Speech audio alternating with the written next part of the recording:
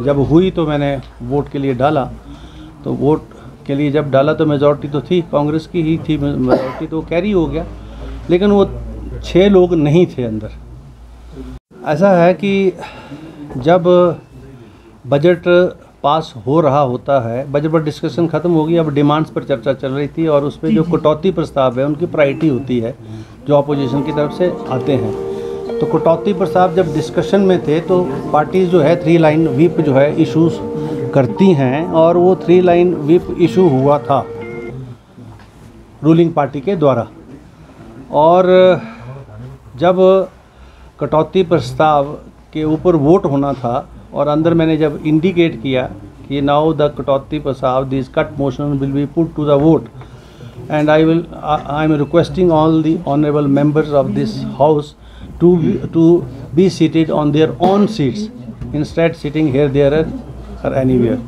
तो जब मैंने देखा व्यवस्था नहीं थी और जब हुई तो मैंने वोट के लिए डाला। तो वोट के लिए जब डाला तो मेजॉरिटी तो थी, कांग्रेस की ही थी मेजॉरिटी, तो कैरी हो गया। लेकिन वो 6 लोग नहीं थे अंदर। अगर आप प्रोसीडिंग्स देख लें, अभी तो क्योंकि आज एडजॉर्न करना पड़ा, जो परिस्थितियाँ थी वो आपके सामने थी। और अभी भी मैं कह सकता हूँ, ऑफ हैंड भी कह सकता हूँ, हमारे इस सत्र की भी प्रोडक्टिविटी जो मोर देन 110% रही होगी, मोर देन 110%। और कोई भी ऐसा सत्र नहीं है इस विधानसभा का जिसकी प्रोडक्टिविटी 132-133% से कम रही है। यानी अलॉटेड टाइम से ज़्यादा काम हमने किया है। हाउस को हम एडजॉर्न करते नहीं हैं, छोटी मोटी इंटरप्शंस भी हो तभी हम हाउस को चला के रखते हैं। और उसमें जो टाइम मैंने दिया है वो रिकॉर्ड पर है। बजट के ऊपर माननीय जयराम जी जो है 1 घंटा 10 हैंडलिंग तो नहीं हुई, लेकिन प्रयास जरूर हुए। और it was my self restraint, क्योंकि जब कुर्सी के आप पीछे खड़े हो जाओ, इधर खड़े हो जाओ, इधर से टेबल जो है उसको ज़ोर ज़ोर से आप जो है थपथपाना शुरू करो, फिर नारे लगाना शुरू करो अंदर, तो जो है वो इन सब बातों की तरफ ही इशारा था। लेकिन मैंने सही में इसलिए बरता कि मैंने कहा यार ये बहुत सारे हैं अगर कहीं, और मैंने बड़ी पेशेंस रखी और कामली क्वालिटी। फिर रात में मैंने हाथ भी जोड़े उनको, यार अगर आपने नहीं बैठना है तो अंदर की बात अंदर ही करेंगे, आप प्लीज़ जो है या तो बैठ जाइए या आप, मैंने सुन लिया, आप जाइए आप जी। सर सीएम साहब कह रहे हैं, फिर वो एक बार नहीं हुआ, 2 बार हुआ, रात के 8:30 बजे फिर आ गए दोबारा से। जी सर, उनका विधायकों का विपक्ष का ये कहना है जिन्हें निष्कासित किया गया था बिना किसी कारण के निष्कासित किया गया है। अब वो व्हिप डिफाई किया उन्होंने, और व्हिप डिफाई करने के बाद एंटी डिफेक्शन लॉ के प्रोविजंस अट्रैक्ट होते हैं, उसके तहत उन्होंने पिटीशन दायर की है। मेरा ऑर्डर जो है I am listening to those petitions.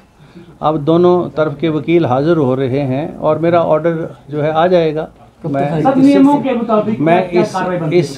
Reasonable time दूंगा दोनों पार्टियों को, उसके बाद ऑर्डर करूंगा जो मेरे अधिकार क्षेत्र के अंदर। नियम क्या कहते हैं विधानसभा किस चीज़ के? जो 6-10 दिन को लेकर नियम तो मैं सिंपल बोलो, विधानसभा के यही नियम बोलते हैं कि अगर कोई व्हिप को डिफाई करता है तो 10th schedule anti defection law जो है उसको अट्रैक्ट करता है, और हमारा जो रूल्स ऑफ जो प्रोसीजर हैं उनकी भी वायलेशन होती है और उसके मुताबिक मुझे कार्रवाई करनी पड़ती है।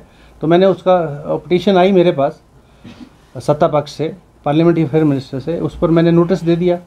अब नोटिस लेके मैं हियरिंग स्टार्ट कर दी है। अब दोनों पार्टियों को सुन रहा हूँ, उनकी तरफ से भी जवाब आ रहा है, इस तरफ से भी जा रहा है। अब जो है मतलब आज हियरिंग होगी, उसके बाद देखता हूँ मैं क्या निर्णय लेना है। क्या सर फैसला संभव है?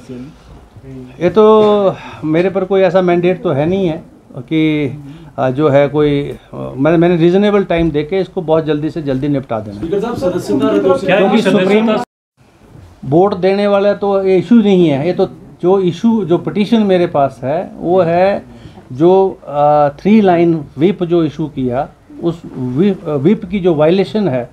क्योंकि जब फाइनेंस बिल जब पास होता है और जब वोटिंग होनी होती है तो 3 लाइन व्हिप इशू करती हैं, दोनों पार्टीज इशू करती हैं।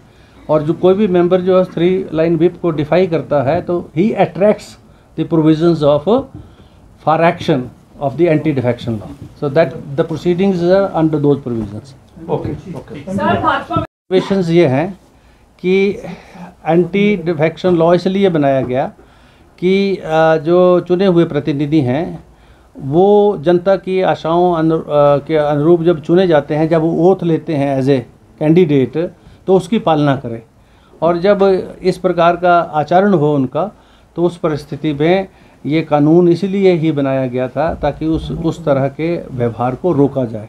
तो ऑब्वियसली फिर वो देखेंगे। अब एज ए मुझे तो अभी उसमें जो है, मैं कैमरा के सामने तो ये सारी बातें बोल नहीं सकता, लेकिन मुझे उनको रीजनेबल टाइम देके दोनों पार्टीज को सुनकर अपना फैसला देना है, और फैसला आपके सामने आ जाएगा। कम से कम हाँ, जो उनके वकील है वो कह रहे हैं कि कम से कम 7 दिनों का टाइम जो है वो जो दौलत बदल कानून है उसके तहत मिलना चाहिए। वो मिनिमम टाइम प्रिस्क्राइब किया है हमने, लेकिन सुप्रीम कोर्ट की जजमेंट्स ये बोलती हैं कि इसमें अगर जो है, जैसे I as a speaker and while functioning as a tribunal in this case, अगर मुझे रीजनेबली लगे कि पार्टीज दोनों को इंटीमेशन हो चुकी है, भारतीय जनता पार्टी के जो विधायक हैं, नेता हैं, क्या कहते हैं क्या नहीं कहते, मुझे उससे कुछ लेना देना नहीं है। मुझे जो प्रोसीजर है, रूल्स हैं जो इस माननीय सदन में बने हैं, माननीय सदन के द्वारा बनाए गए हैं, मैं उन्हीं के ही अनुरूप कार्य कर रहा हूँ। ऐसा कोई भी रूल किसी भी माननीय सदस्य ने कोट नहीं किया अंदर सदन के अंदर कि जिसकी मैंने अवहेलना की हो।